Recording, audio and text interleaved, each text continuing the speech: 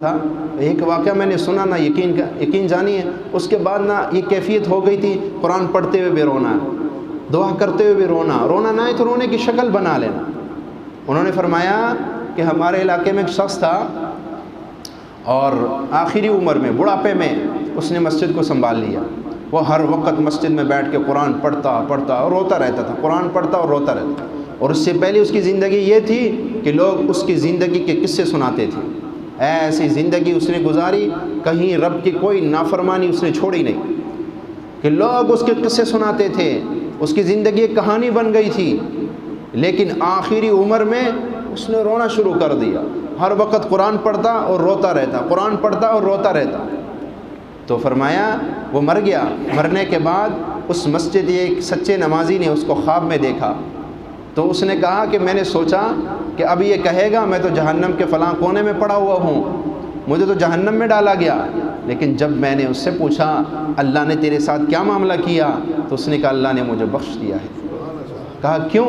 کہا کہ اللہ نے مجھے اپنے سامنے کھڑا کیا، کہا میرے بندے تیرے گناہ بہت زیادہ تھے، پر تو آخری عمر میں تو نے میرے گھر میں بیٹھ کے میرے کلام کو سامنے رکھ کے ایسے رویا کرتا تھا اپنے گناہوں پر کہ مجھے تجھ پہ ترس آ گیا ہے، تیرا وہ رونا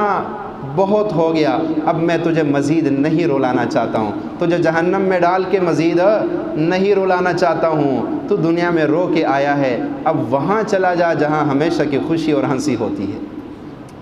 اب بخشش میں چلا جا۔ میرے بھائیو، دنیا کے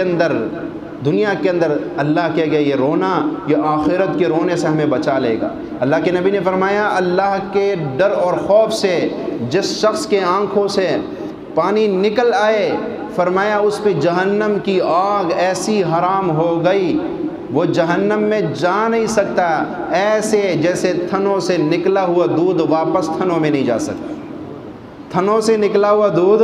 واپس تھنوں میں نہیں جا سکتا، ایسے وہ شخص بھی جہنم میں نہیں جا سکتا جو تنہائی میں بیٹھ کے اپنے گناہوں کو یاد کر کے اللہ کے آگے روئے۔ تو آج کے بعد تنہائیاں تلاش کرو، اپنے گھر کے کونے میں بیٹھ کے نا چند آنسو بہا لیا کرو اللہ کے آگے، اپنے گناہوں کو یاد کر کے، یہ مت سوچو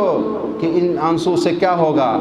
اللہ کے نبی کے ایک حدیث کا مفہوم ہے کہ قیامت کے دن اللہ 7 بندوں کو اپنے عرش کا سایہ عطا فرمائے گا، جس دن کوئی سایہ نہیں ہوگا، اس میں ایک وہ نوجوان بھی ہے جو اپنے گناہوں کو یاد کر کے اللہ کے ڈر اور خوف سے رویا تھا اور اس کے آنکھوں سے آنسو نکلے تھے۔ اللہ اس آنسو کے عوض کل تمہیں قیامت کے دن اپنا عرش کا سایہ نصیب کر دے گا۔ تو پھر کیوں نہ آج کے بعد رونے والی جو کیفیت وہ اختیار کر لے، آج کے بعد روئے۔ اور بعض دفعہ انسان عبادت کرتے ہوئے نا اس میں ایک کیفیت آتی ہے، وہ رونے والی کیفیت آ جاتی ہے۔ اللہ والے فرمانے لگے یہ جو کیفیت ہوتی ہے یہ مہمان ہوتی ہے، اس کی قدر کرو۔ یہ جب کیفیت انسان کی بنتی ہے نا، عبادت کرتے وقت بے ساختہ رونا آ جائے، اس لمحے میں جو مانگو مل جاتا ہے، یہ کیفیت کبھی کبھی آتی ہے اور کسی پہ آتی ہے۔ اللہ ان باتوں پہ ہم سب کو عمل